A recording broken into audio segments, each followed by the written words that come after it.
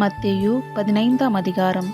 அப்பொழுது எருசலேமிலிருந்து வந்த வேதபாரகரும் பரிசேயரும் இயேசுவினிடத்தில் வந்து, உம்முடைய சீஷர்கள் முன்னோர்களின் பாரம்பரியத்தை ஏன் மீறி நடக்கிறார்கள்? கை கழுவாமல் போஜனம் பண்ணுகிறார்களே என்றார்கள்.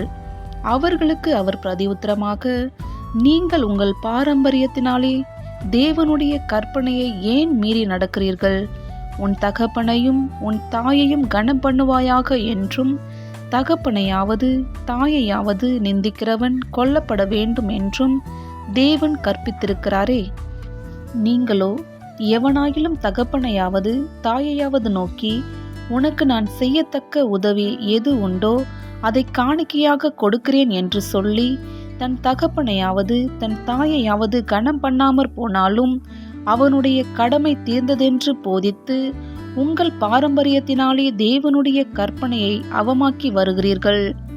மாயக்காரரே, உங்களை குறித்து இந்த ஜனங்கள் தங்கள் வாயினால் என்னிடத்தில் சேர்ந்து தங்கள் உதடுகளினால் என்னை கனம் பண்ணுகிறார்கள். அவர்கள் இருதயமோ எனக்கு தூரமாய் விலகியிருக்கிறது. மனுஷருடைய கற்பனைகளை உபதேசங்களாக போதித்து வீணா எனக்கு ஆராதனை செய்கிறார்கள் என்று ஏசாயா தீர்க்கதரிசி நன்றாய் சொல்லியிருக்கிறான் என்றார். பின்பு அவர் ஜனங்களை வரவழைத்து அவர்களை நோக்கி, நீங்கள் கேட்டு உணருங்கள். வாய்க்குள்ளே போகிறது மனுஷனை தீட்டுப்படுத்தாது, வாயிலிருந்து புறப்படுகிறதே மனுஷனை தீட்டுப்படுத்தும் என்றார்.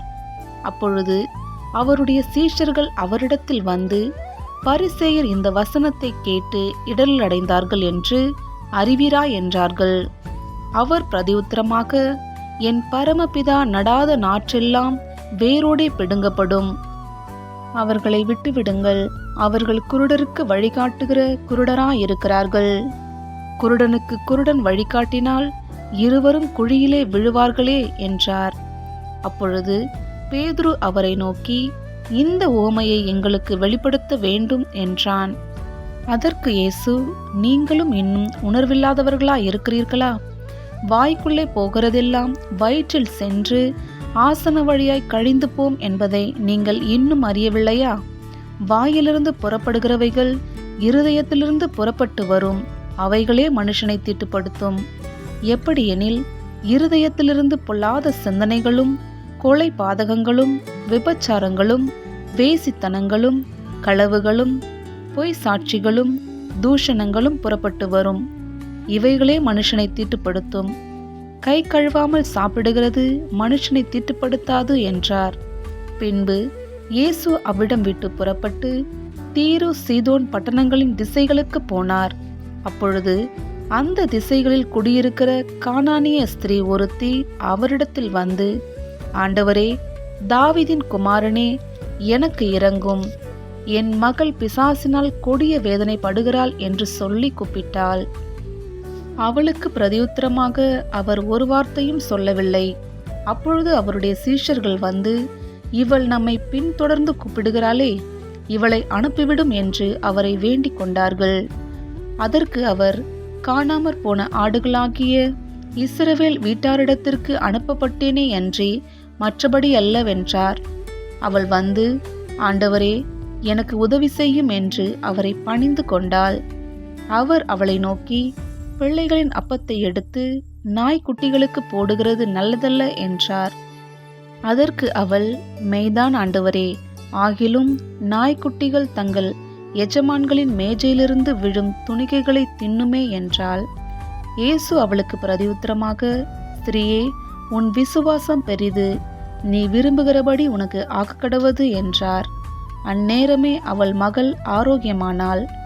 இயேசு அவ்விடம் விட்டு புறப்பட்டு கலிலேயா கடலருகே வந்து ஒரு மலையின் மேல் ஏறி அங்கே உட்கார்ந்தார். அப்பொழுது சப்பாணிகள், குருடர், ஊமையர், ஊனர் முதலிய அநேகரை திரளான ஜனங்கள் கூட்டிக்கொண்டு இயேசுவினிடத்தில் வந்து அவர்களை அவர் பாதத்திலே வைத்தார்கள். அவர்களை அவர் சொஸ்தப்படுத்தினார். ஊமையர் பேசுகிறதையும் ஊனர் சொஸ்தமடைகிறதையும் சப்பாணிகள் நடக்கிறதையும் குருடர் பார்க்கிறதையும் ஜனங்கள் கண்டு ஆச்சரியப்பட்டு இஸ்ரவேலின் தேவனை மகிமைப்படுத்தினார்கள். பின்பு இயேசு தம்முடைய சீஷர்களை அழைத்து, ஜனங்களுக்காக பரிதபிக்கிறேன், இவர்கள் என்னிடத்தில் 3 நாள் தங்கியிருந்து சாப்பிட ஒன்றுமில்லாதிருக்கிறார்கள். இவர்களை பட்டினியாய் அனுப்பிவிட எனக்கு மனதில்லை. வழியில் சோர்ந்து போவார்களே என்றார்.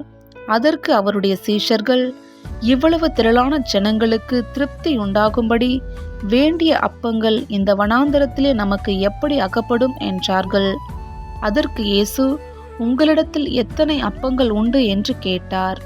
அவர்கள், 7 அப்பங்களும் சில சிறு மீன்களும் உண்டு என்றார்கள். அப்பொழுது அவர் ஜனங்களை தரையில் பந்தியிருக்க கட்டளையிட்டு அந்த 7 அப்பங்களையும் அந்த மீன்களையும் எடுத்து ஸ்தோத்திரம் பண்ணி பிட்டு தம்முடைய சீஷர்களிடத்தில் கொடுத்தார். சீஷர்கள் ஜனங்களுக்கு பரிமாறினார்கள். எல்லாரும் சாப்பிட்டு திருப்தி அடைந்தார்கள். மீதியான துணிகைகளை 7 குடை நிறைய எடுத்தார்கள்.